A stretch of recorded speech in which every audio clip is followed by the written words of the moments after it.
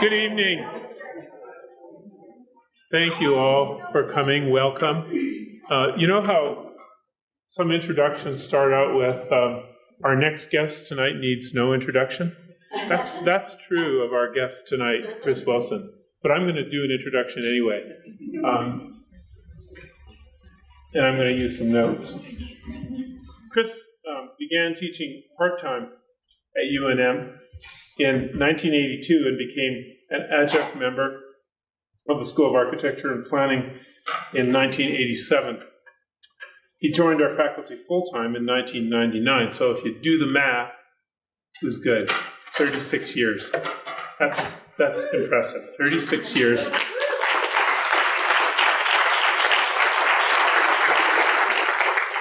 Chris served for 15 years as the J.B. Jackson Chair of Cultural Landscape Studies, and he developed the graduate certificate program in historic preservation and regionalism and directed that program for 11 years.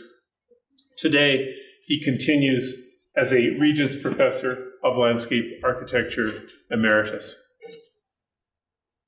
Chris is the author or co-editor of 7 books, among them including The Myth of Santa Fe, Creating a Modern Regional Tradition, Facing Southwest, The Life and Houses of John Gaume, and The Plazas of New Mexico, a book that involved 65 graduate students participating in its production, as well as a half dozen UNM faculty and designers and scholars outside this university.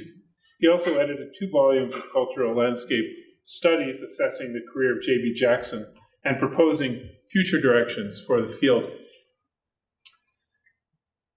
Although Chris retired from full-time teaching at UNM just the end of June this year, he continues, fortunately for us, as a part-time faculty, teaching 2 courses, one of which is History and Theory of Landscape Architecture, essentially looking at how human cultures have made their environments from the earliest settlements to the rise of modernism in the early 20th century.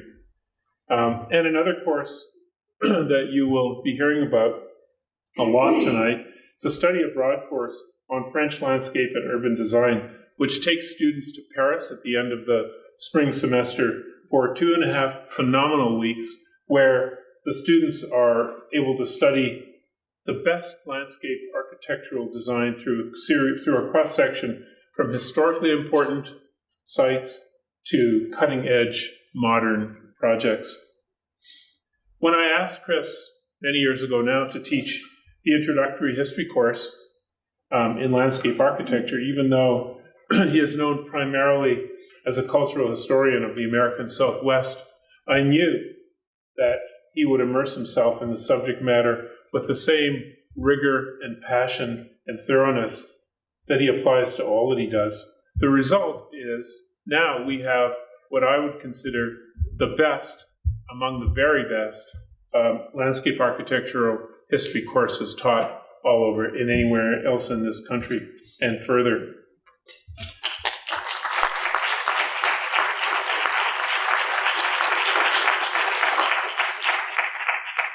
We know that all human settlements have a past, present, and a future that are intimately linked with cultural and environmental settings. Using the Southwest as his laboratory, Chris has taught us the importance of understanding place as a trajectory, a continuum, where the past and the present guide our evolution to a productive future. We have all benefited greatly from Chris's insights and wisdom, and we look forward to his continuing involvement in the school. This evening's presentation is truly a celebration of Chris's contributions to this school, this community, and beyond, and to an understanding of human relationships with their environments. Please join me in welcoming Chris Wilson.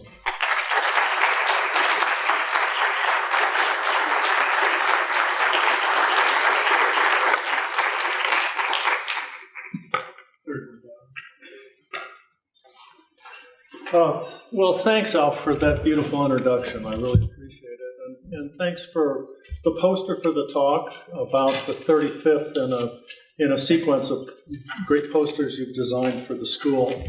And thank you for being, such a tireless administrator. You really carried the landscape architecture program. I'm an emotional guy, and my wife says, well, you're going to get choked up. You might as well get it out of the way. So there it is. And I'll acknowledge her, Virginia Scharf, my partner.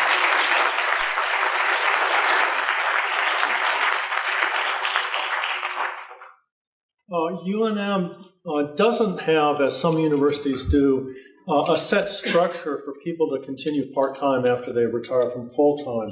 So I'd also like to thank Alf and our dean, Geraldine Forbes-Seiss, for finding a way for me to continue and teach these two courses.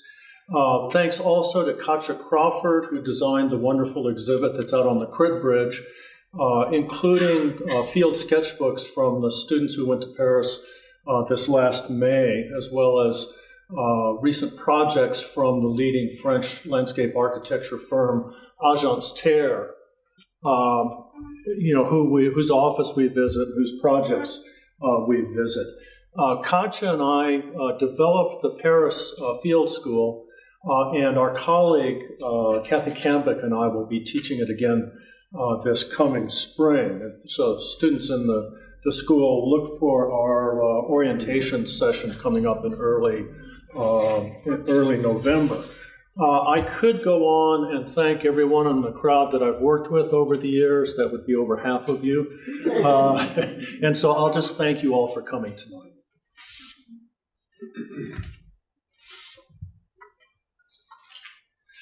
Paris generated two of the most powerful models of urban development in the last 2 centuries. First, in the mid-19th century, a kind of crystallization of the French formal approach, a traditional urbanism of grand avenues and of elegant apartment buildings. And then, in the early 20th century, developed a radical departure, a modernist model of glass and steel towers in the garden. And today, I'm going to suggest that in the last generation, France, and you might also say the Netherlands has been involved in this, have generated what seems to be an equally powerful new urban model of ecological urbanism.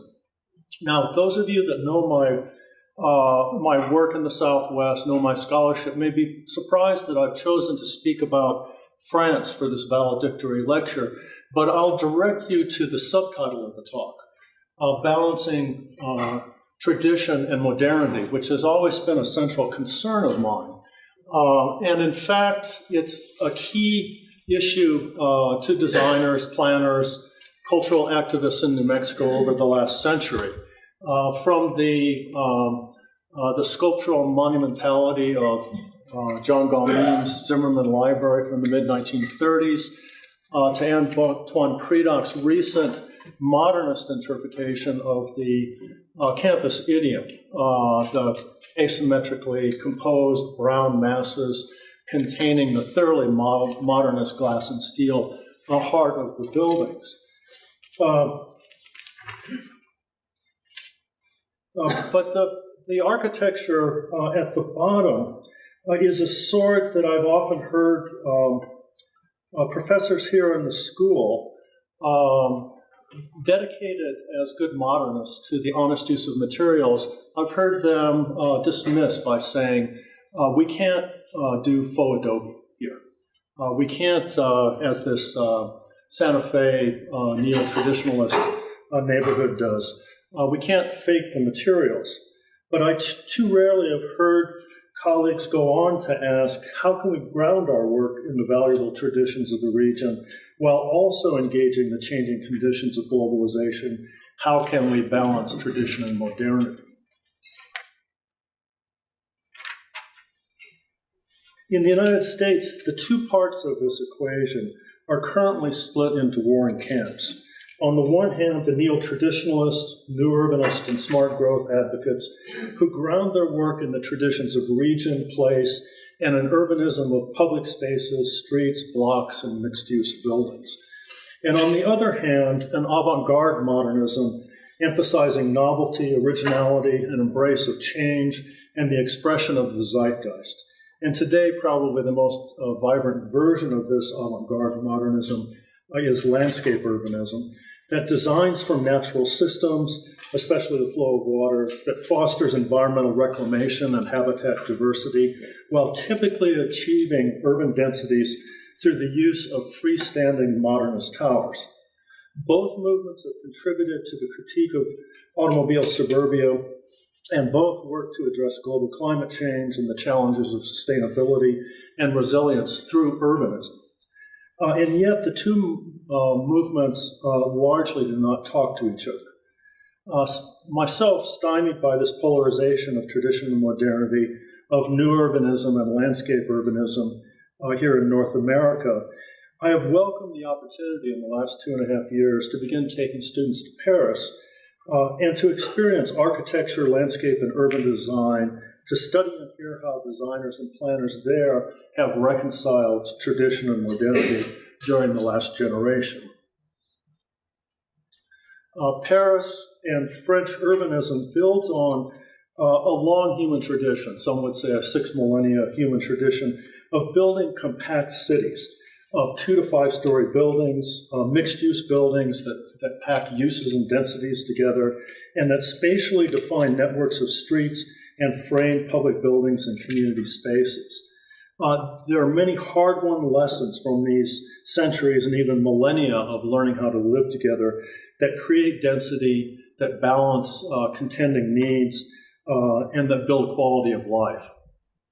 And we're talking about here on the left, the gridded plan, the stadium, and the open agora of Regents, Greece 2,500 years ago, or in this snippet of Paris about 1740 on the right, the organic web of streets and blocks of the old medieval cities, a bit of the medieval city here, and then starting to burst out of the walled medieval city to the left, the great axes and roundabouts of French formalism that would go on to define the city and that Haussmann version of urbanism. And so by the mid-19th century, that tradition which had been developing since the 1660s, since Louis XIV and his landscape architect André Lenotre remade Versailles and then laid out the Champs-Élysées, that tradition continued to develop, but in the industrialized city of 19th century Paris, the prefect of the city, essentially the administrator, the mayor, Baron Haussmann, and his civil engineer / landscape architect, Jean Alphand, really codified and developed this into a system of major radiating avenues running out from roundabouts from Rond-Point, focusing on monumental public buildings, creating grandeur appropriate to a capital city, with a background grid or fabric of narrow neighborhood streets, of apartment buildings that built up the kind of densities and numbers of people that could support this grandeur. So, for instance, the typical 6-story apartment buildings of the day, in this case defining an avenue stretching to the recently constructed Paris Opera on the top, and then atop the Arc de Triomphe, 3 of the 8 radials that stretch out into the city. But those apartment buildings, as much of an improvement as they were over the tenements of the Middle Ages, had their limitations. The courtyards were really little more than light and air wells. And so those limitations of the residential stock were ameliorated by the public realm. On the one hand, the multi-way boulevards such as the Champs-Élysées, which we're seeing here. And this is a really good example of what traditional urbanism does in terms of balancing competing interests and of designing density into place and at the same time creating quality of life. So this is a multi-way boulevard where you're dealing with inner city or cross-city, even regional traffic, which is being carried by these through lanes in the middle. You've got local traffic, parking, drop-off in separate lanes here. You've got very wide sidewalks and alleys of trees, which are creating a park-like amenity for pedestrians. And it's all bracketed by buildings which have shops on the ground floor and pack in the number of residents that are necessary to make those businesses successful. And in addition to the grand avenues, of course, there are the parks of Paris, formal geometric settings for everyday strolling, for cafes, for a life of the stroller and of the street. The second of the French models of urbanism that I'm talking about today was proposed in the 1920s by the Swiss-born French architect and theorist Le Corbusier. And it's the so-called tower in the garden model. To counteract the density and congestion of cities, the inadequate light and air of housing units, he proposed a vertical city based on the recently invented elevator in industrial era glass, steel, and concrete construction. The widely spaced skyscraper, some of them up to 60 stories tall, stood atop a green pedestrian-only zone and underground layers of parking, streets, highways, subways, and through rail lines. This top diagram, the in-your-face gesture of placing his proposed new city over the heart of Paris, makes clear the extent to which he and other modernists sought to define a break with this 6,000-year history of compact cities that I've outlined, and a departure from buildings defining a shared public realm of streets and squares in favor of a more amorphous park-like landscape. And those little diagrams, all at the same scale of the houseman traditional fabric of the city, of the courtyard apartment buildings, the narrow neighborhood streets versus the freestanding towers, give a sense of the flip from buildings defining space to buildings standing in space. Members of the International Congress of Modern Architecture, known by its French acronym SIAM, carried the Corbusian model across the globe with missionary fervor in the 1930s into the 1950s and 60s, from Brasilia and Chandigarh to the post-war public housing of Europe and the United States. This was, of course, worker housing, primarily associated with North African immigrants in France and African Americans in the United States. The displacement of the social networks and the adult monitoring of children on the street that was part of the traditional city, the displacement of that up into the tower broke down the social structure. And as we all know, these more often than not became very dysfunctional settings of crime, drugs, and periodic insurrectional riots. And in a sense, this discredited and Pruitt-Igoe and its destruction after less than 20 years standing became emblems of the failure of the Corbusian model. And yet, unlike in the United States, in Europe and in France, the Corbusian model was applied to commercial developments and high-end residential neighborhoods. And here we're seeing La Défense, which of course is the financial district of France. It's the Wall Street of France, and in competition to take over the financial trade of London's the city as Brexit comes into play. With only a few thousand, so this is perhaps the fullest realization of Le Corbusier's model and his ideal.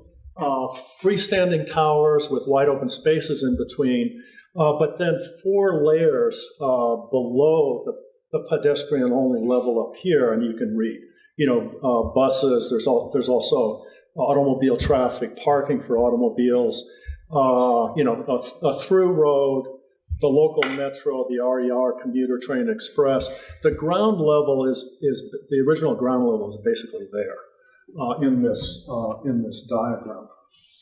And so with over 100,000 office workers coming to Les Défenses weekdays, the public spaces, too overscaled and somewhat amorphous, can seem empty and dead, even in weekday, let alone a neighborhood with only a few thousand permanent residents. On the weekend, it's utterly deserted. And in this case, we're seeing the pedestrian level up here, and then this is just one level down, the street, the parking, trying to drop a courtyard down and tie the two levels together. And this, this kind of admitted failure of this public space is despite the expenditure of hundreds of millions of dollars in a series of campaigns of public programming and public art, of urban and landscape retrofit design. Both at La Défense and here at the high-end residential neighborhood of Front-de-Seine, a half-mile downriver from the Eiffel Tower, a supervising architect oversaw the district-wide plan and design code mandating 40-story high-rises while allowing free expression by a series of star architects. But again, the development not only ruptured the fabric of the traditional city, that's ground-level Paris here coming up to the edge of the development, and there are kind of monumental staircases every few blocks that you can get up. It created a pedestrian plaza terrace that is, as dead as this, and then one story down, the local traffic, the kind of ramps to get up. And then in recent years, there was one major street that cuts through the development, and they've actually cut away the pedestrian terrace, which is at this level and at that level, in order to open up a traditional street, to bring life back to the commercial street in the neighborhood.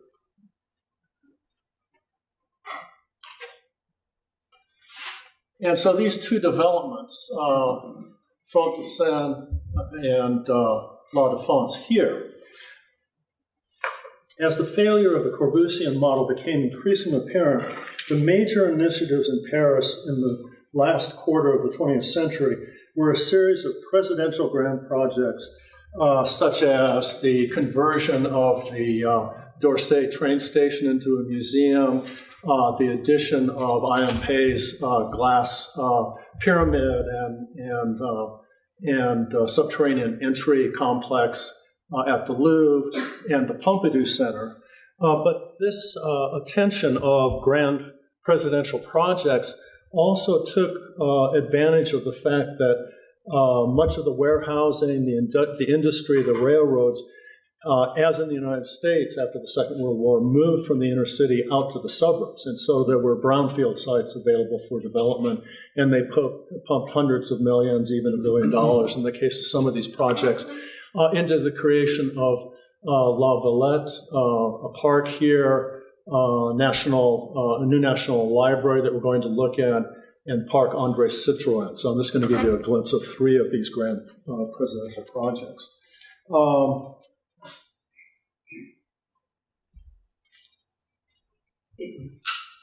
So probably the best known of those, certainly to landscape architects, is Parc de la Valette. And it maintains, as many of these projects do, a bit of the industrial structure.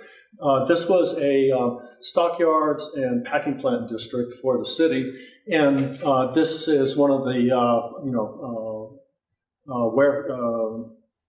packing plant structures that's been converted into an exposition building. There's a site for a new science museum up here.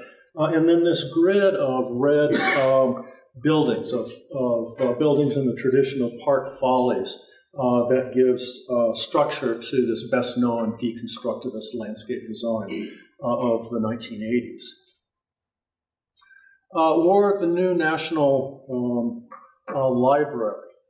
Next to the Seine, upriver from the heart of Paris that we visit as tourists, and a kind of minimalist extension of the French formal geometric Descartesian design tradition that reconnects with the ground plane. It reconnects with the earth by planting a kind of primordial forest as a garden, inaccessible to people, only visible, which you can see here, but then stands completely and monumentally aloof from the fabric of the city. Look at those steps worthy of the pyramids that separate the library from the surrounding neighborhood.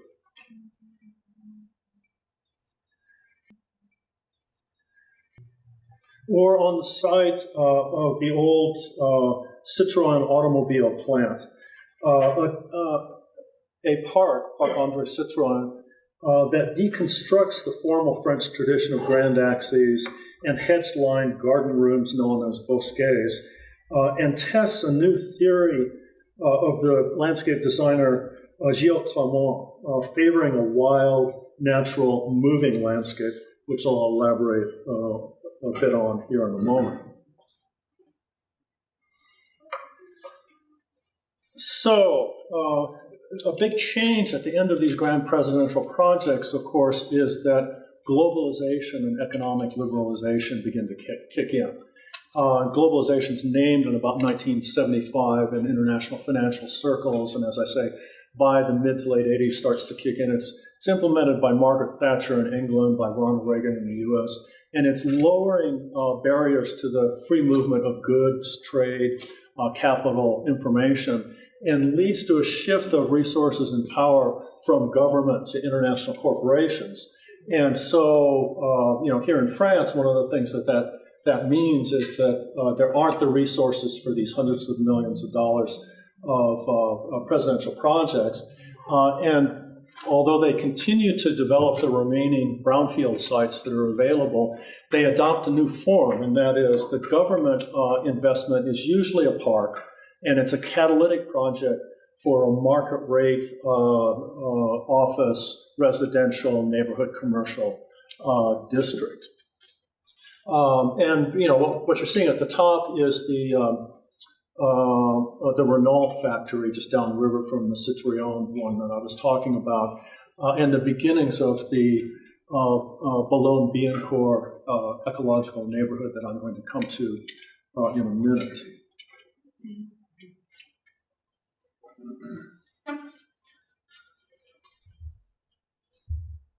So these sites, the first I'll talk about is Paris, Rive Gauche, and the National Library was about there, and the Rive Gauche neighborhood wraps around it here. That's going to be one example. The Boulogne-Billancourt neighborhood that wraps around the Parc du Trapèze here. And then a third of these is the Clichy-Batignolles neighborhood with the new Parc Martin Luther King that you're seeing here.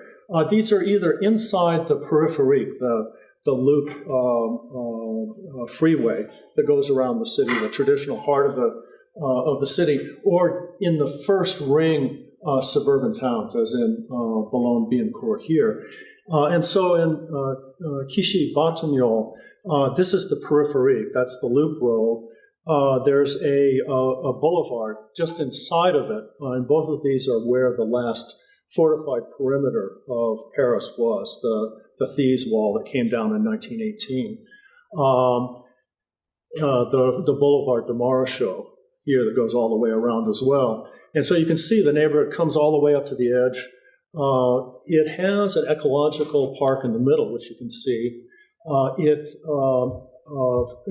re-embraces the street grid of urbanism, which Corbusian modernism had overthrown. And it's a mixed-use district with a shopping center, offices, commercial buildings in the ground floor, housing, multiplex cinema, and a federal Justice Department office complex center. So just as the French presidents were given to grand presidential projects, so intellectuals and designers in France, if they want to climb in their profession, propound grand strategies. And I've learned this by studying them. We had a conference here that we shared with some French scholars a couple of years ago, and each of them, with aspirations of leadership in the study of photography and landscape design, had a theory that they were propounding. So I'm just going to share two of the theories that have been most influential to the development of this ecological urbanism that I'm describing today, and that I'm going to demonstrate in a couple of examples. And so the first of these figures is the landscape architect, theorist, teacher at the National Landscape School of Architecture at Versailles, Gilles Clément. And one of his theories is the theory of the third landscape. The first landscape is wild nature. The second landscape is human-managed spaces, and farms, forests, cities would be second landscape. And the third landscape is the leftover edges. They can be, swamps, rocky land that's not developed, railroad embankments, roadsides, deindustrialized brownfield sites. And he credits them with often having greater diversity than the monocultures of the managed landscapes. And then a closely related theory is that of the moving landscape. And it's just the observation that plants are going to reclaim these disturbed and overlooked sites. They're going to come in as volunteers. They're going to reseed themselves, and season to season, year to year, they're going to move. Nature moves. It's a moving landscape. It's maybe a moderately slow-moving landscape, but it's a moving landscape. We can learn from that. And in fact, we can design parks, plant seeds, guide them, cooperate with natural processes. And so on the top would be a third landscape, the kind of leftover landscape under a highway right-of-way. And then on the right is a Clément designed park, employing the third landscape concept. Employing the moving landscape concept. So the second of the theorists, influential theorists that I want to mention is Christian de Portzenpark, a leading architect, leads the critique of the two previous models, of the Haussmann and the Corbusier models, and proposes a new urban model, the îlot ouvert or open block model. His diagram, I think, does a pretty good job of summarizing his analysis. That's the Haussmann city of blocks and courtyards, and he's even making the courtyards a little large here. But he's criticizing them for the lack of sufficient light and air, the narrow, shaded streets, and he could even go further and criticize those tiny courtyards. And then the open planning of Le Corbusier that produces amorphous, overscaled space that it turns out don't foster human beings in their interactions in society. And what he proposes instead is a return to the traditional block structure, but allowing room for individual expression within that structure.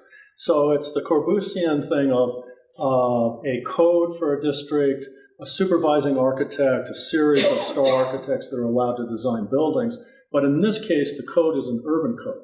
The lots are on traditional blocks in the city.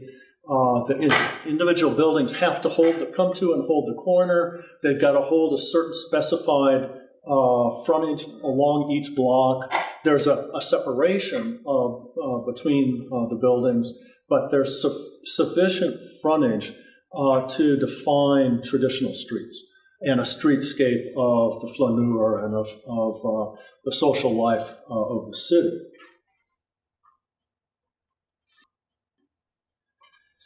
And the first neighborhood to really employ this is Paris-Rive Gauche, which wraps around that monolithic, unapproachable National Library here next to the Seine.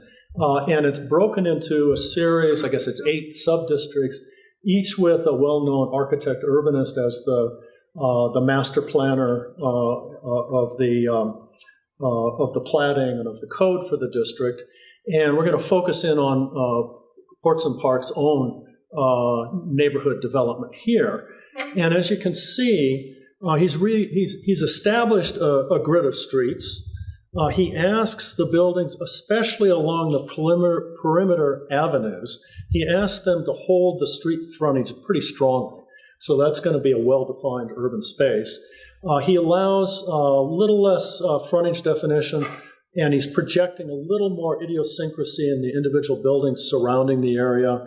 There was a factory and some warehouses here that are adaptively reused into a university campus.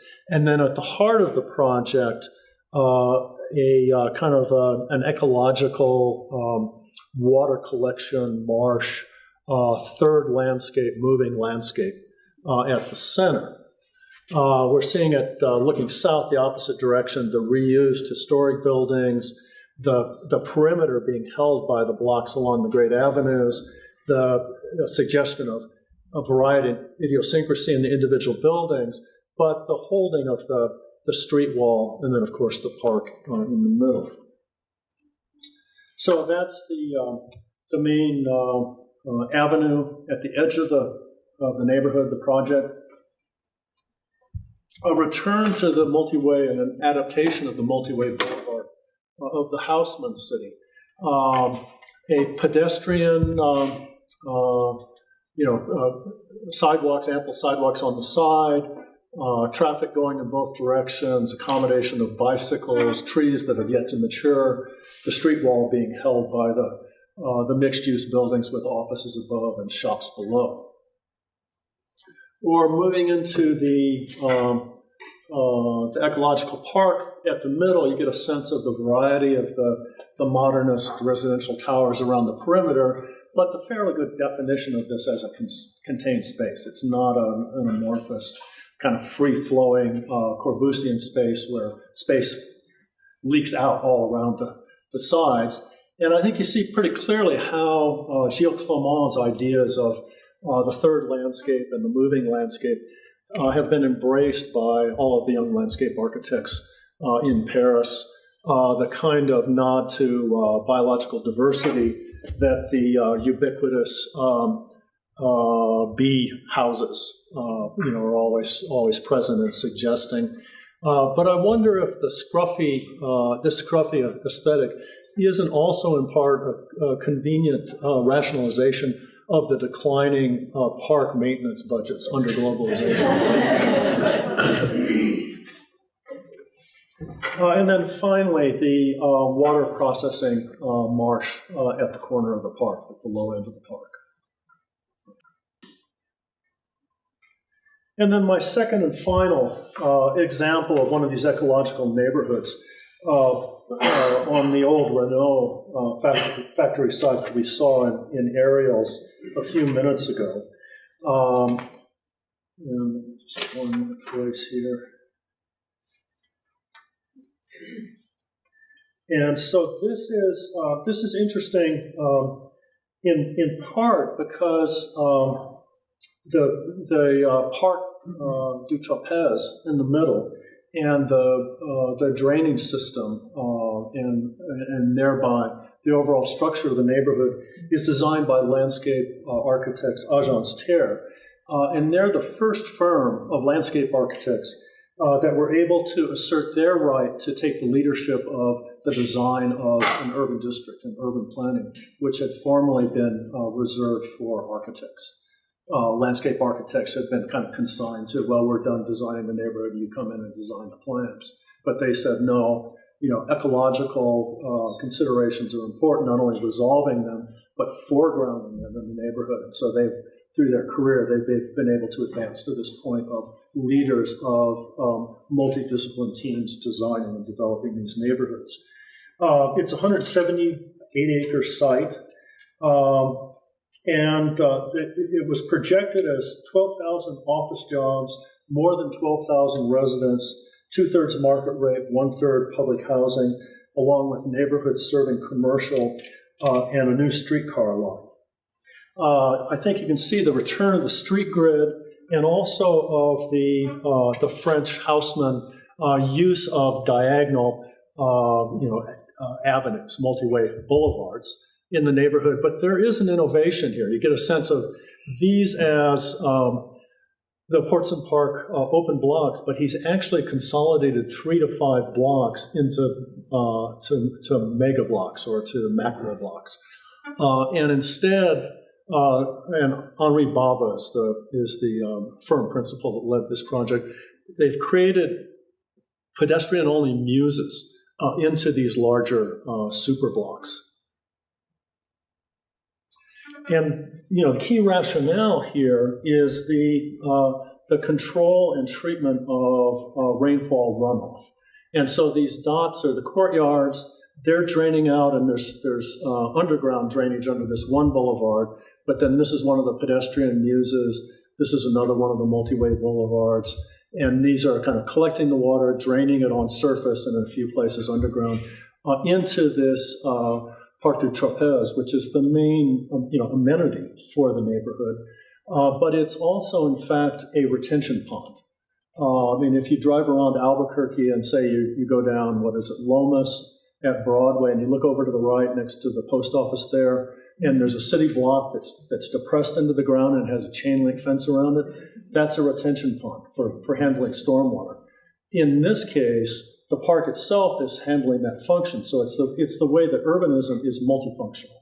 It doesn't let anything have a single function, not engineering in particular. So the whole thing is a retention pond for storm water runoff, for thunderstorms, and for potential flood overflow from the River Seine, which runs right along the edge of the park. And so just to walk you through those spaces, the fairly dense 8-story apartment buildings where they face on one of those radial public streets. They have commercial on the ground floor. They typically have parking podiums underneath them, and that's also one of the reasons for the macro blocks. It's efficient to have a parking basement across that whole area, and then the structure of all the buildings ties into that. So the semi-private courtyards, the pedestrian-only muses, and you see the swale here that collects rainwater and drains it toward the park. Here's one of the multi-way boulevards, ample sidewalks, shops on the side, bicycles, and this kind of marsh-like swale draining to the park, which starts right there. Or the other multi-way boulevard where the drainage is actually underground, but you've got wide sidewalks, a strolling path, a bicycle path, and the alleys of trees unifying this not just as a street, but as a kind of greenway. And then finally, coming to the park, we've got the Agence terre plan below. This aerial photograph is taking at about this section of the park, as some of it was built, but other parts of it are still under construction. As I say, it's a retention pond. It's designed to hold 20,000 cubic meters of water. It's designed with a series of islands. It has permanent ponds and marshes at the two ends, but then you see there are a series of islands here. And they're islands in the sense that when there's heavy runoff, when there's flooding that has to be accommodated from the Seine, the islands appear and articulated. And so there are bridges in between them. And the islands are treated, I think, in the tradition of the French formal tradition of garden rooms, of the forest and hedge compartments, the bosquets, where different kinds of follies and activities could take place. It's not that formality, but the islands each have a different character, a different sense, a different theme. So the pond at one end, and then you get the sense of these low-lying areas. The diagram showing it with light rain up to the 50-year flood and what levels are covered. And these are designed with substrates of soil and aggregate here, and particular plants that are chosen to thrive with the projected level and duration of flooding. In a sense, they make this point. This is the ecology of an oxbow in a river, or an abandoned, side arm of a river, or here the bridge across to one of those islands, a playground.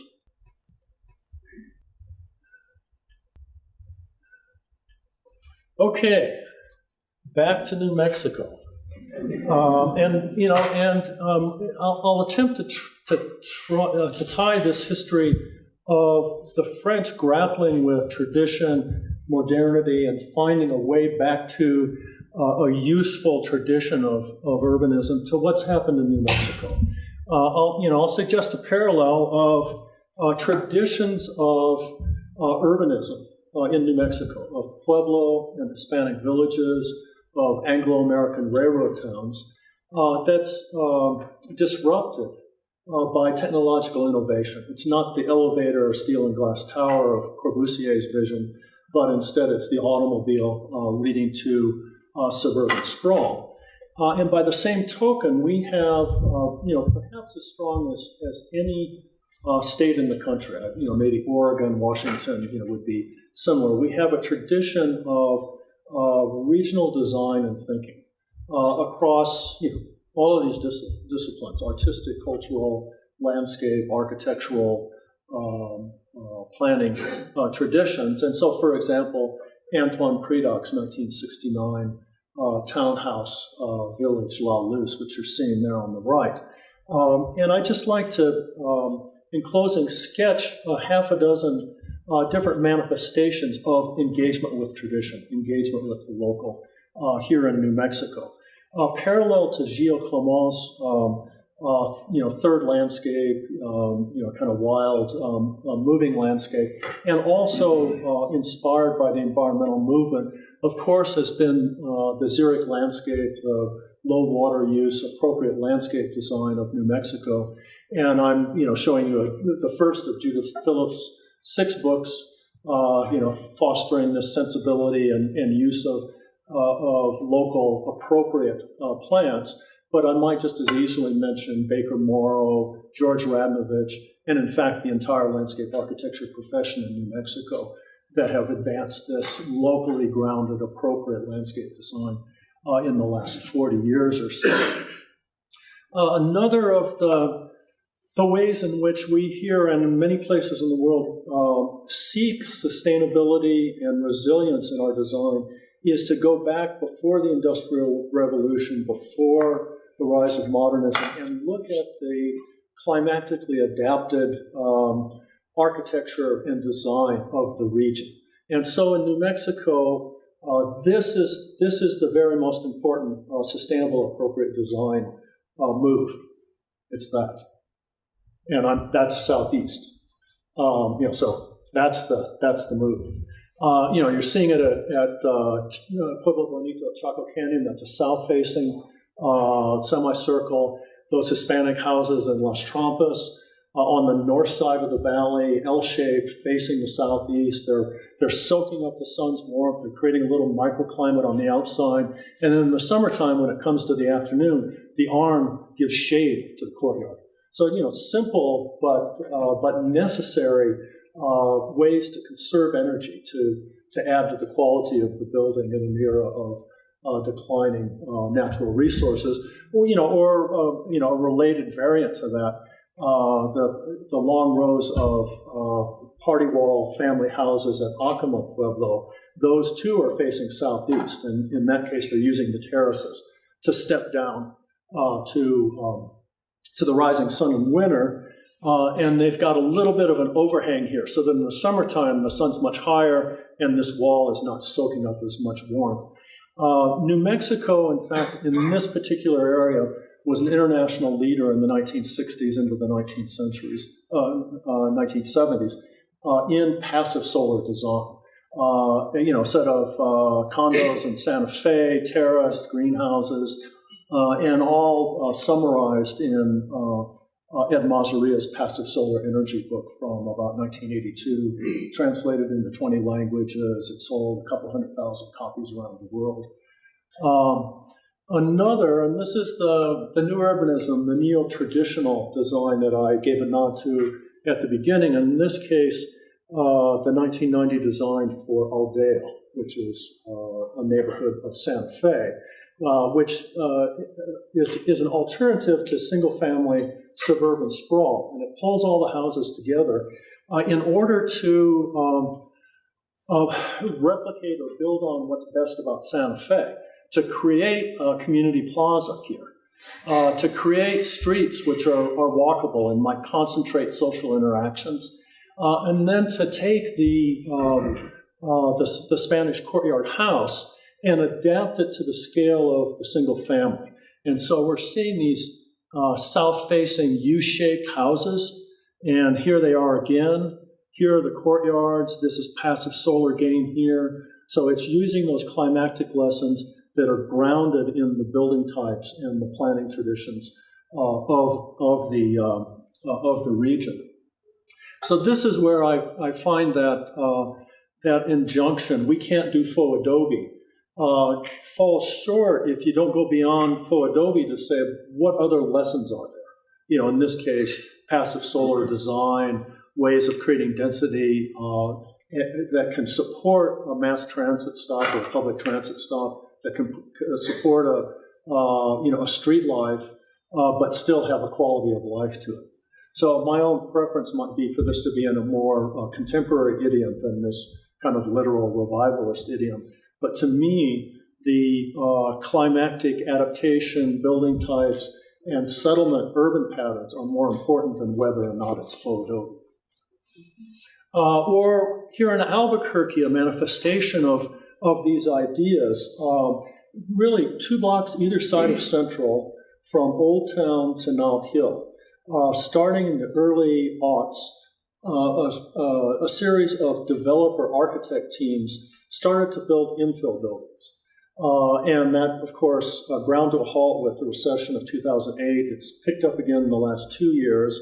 But in that first wave before 2008, to my mind, the best of those teams was the developer Jay Remby and the architect designer Chris Callett in their firm Infill Solutions. And this is one of their projects, which is historic preservation and adaptive reuse, taking the old New Mexico Union Gas Company building, turning it into a coffee shop, now lamentably closed, but then assembling these 2 blocks for a phased development. And they're returning to pre-automobile building types, and they're actually hybridizing them together. So on the one hand, you could think of these as row houses, each with its door out to the street. These are literally row houses out here. They're accommodating the automobile by parking courts coming in on the backside.